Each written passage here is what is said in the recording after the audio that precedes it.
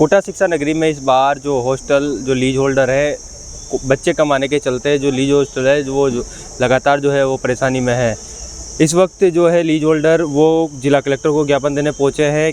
क्या मांग है इनकी, क्यों ये यहाँ पर पहुँचे हैं, सारे जो लीज होल्डर है वो यहाँ पर पहुँचे हैं, क्या कारण है कि आपको जिला कलेक्टर को ज्ञापन देना पड़ रहा है। इस बार बच्चे कमाए, आप लोगों का कहना है कि बच्चे कमाए, हॉस्टल सबने लीज पे ले लिया, पैसा भी दे चुके हैं, किस तरह की परेशानी आ रही है? काफ़ी लगातार कई वर्षों से हम सभी लीज पर हॉस्टल लेकर चलाते थे, लेकिन हर वर्ष बच्चा अच्छा आता था जिससे हम समय पर मकान मालिक को और बच्चों को व्यवस्थाएं देते थे।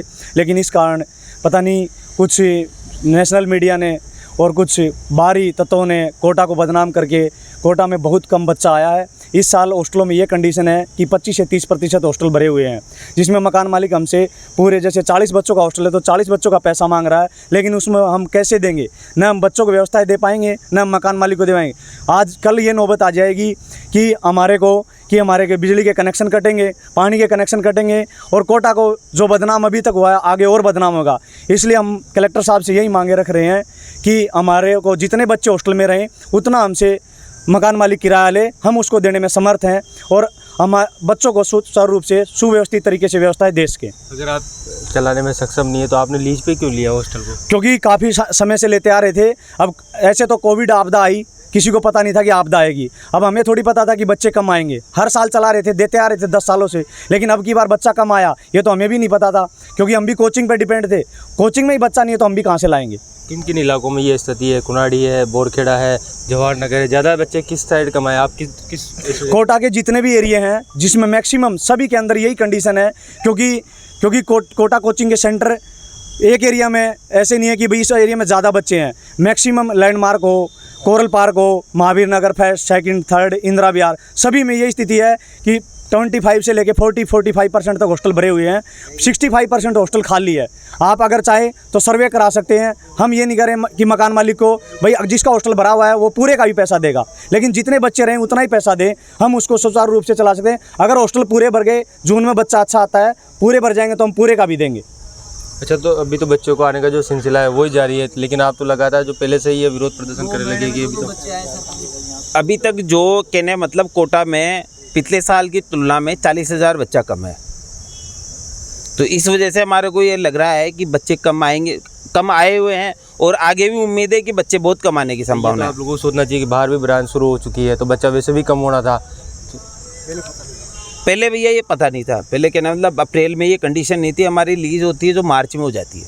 अच्छा, तो आपने सभी ने पैसा जमा करा दिया है या? हाँ, सभी हॉस्टल संचालकों ने 25 से 50% पैसे एडवांस दे देते हैं। क्या कह रहे हैं हॉस्टल जो संचालक? हॉस्टल संचालक कह रहे हैं कि हमारे को तो पूरा पैसा चाहिए और हम बच्चे आए नहीं आए। हम ये चाहते हैं कि आप जितने बच्चे उस हिसाब से पैसे लो। किस तरह के लीज होल्डर को जो है वो परेशानी का सामना करना पड़ा? परेशानी क्या आ रही है? अभी जो प्रथम अभी तो बच्चा आना शुरू हुआ है, परेशानी क्या आ रही है? परेशानी ये आ रही है कि सर हमारी लीज अधिकतर मार्च में हो जाती है और हम लोग 50% एडवांस हमसे ये ले लेते हैं, ठीक है। अब प्रॉब्लम ये आ रही है बच्चा आ नहीं रहा। कोटा शहर में 1.25 लाख बच्चे थे, अभी मैक्सिमम 30-35 हज़ार बच्चा है। अब वो सब जगह ऑक्यूपेट नहीं हो पा रहे हैं। कोरल पार्क भी खाली पड़ा हुआ है, लैंडमार्क, राजीव गांधी नगर। तो अब ओनर लोग कहते हैं कि हम तो पूरा पैसा लेंगे, तो अब बच्चे नहीं आ रहे आगे से, तो कहाँ से देंगे? ये सोचने का विषय है। अब 8,000 रुपये में हम रूम दे रहे हैं तो मालिक को क्या देंगे? उसमें खाना 5,000 को तो एक बच्चे का मिनिमम कम से कम खर्चा आता है। तो वो कहते हैं हमें पूरे चाहिए, हम चेक लगाएंगे। आज हमने कलेक्टर साहब को ज्ञापन देंगे, फिर एसपी साहब को देंगे, बिरला जी को देंगे। अगर नहीं होता तो फिर उग्र आंदोलन करेंगे। ये हमारी समस्या है। नहीं तो ये जो है पैसा वो किस हिसाब से आपसे लिया जाता है और अभी तक कितना पैसा ले लिया और कितना पैसा भी आपको और देना है? अगर आप ये मांगे नहीं मानते आपकी, जिस तरीके से आप कह रहे हैं कि जितने बच्चे हैं उस हिसाब से पैसा लें, अगर पूरा ही पैसा हॉस्टल संचालक लेगा तो आप उस स्थिति में क्या करेंगे? अगर जिला प्रशासन और उनके बीच तालमेल नहीं होता उस स्थिति में ये है सर कि हॉस्टल छोड़ना पड़ेगा, बच्चों को परेशानी आएगी। जो बच्चे वहाँ रह रहे हैं उनको दूसरी जगह शिफ्ट करना पड़ेगा, उसमें सबको ही परेशानी आएगी जो है, और आगे आने वाला टाइम फिर बिगड़ता जाएगा जैसा जैसा है।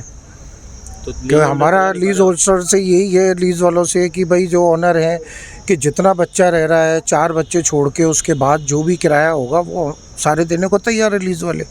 कि ये स्थिति हर साल तो रहेगी नहीं। इस साल बच्चा कम है, हो सकता है अगले साल और बच्चा आ जाए। तो ज़्यादातर के चेक शुरू हो चुके हैं अप्रैल से ही, इसलिए सब परेशान है। तो ये जो लीज होल्डर थे वो भी जिला कलेक्ट्रेट पर पहुंचे हैं और जिला कलेक्टर को ज्ञापन दे रहे हैं। इनकी मांग है कि जिस हॉस्टल को इन्होंने लीज पे लिया हुआ है उस हॉस्टल में जितने बच्चे आए उन्हीं का पैसा इनसे वसूल किया जाए। चंबल संदेश के लिए कोटा से रवि सिंह।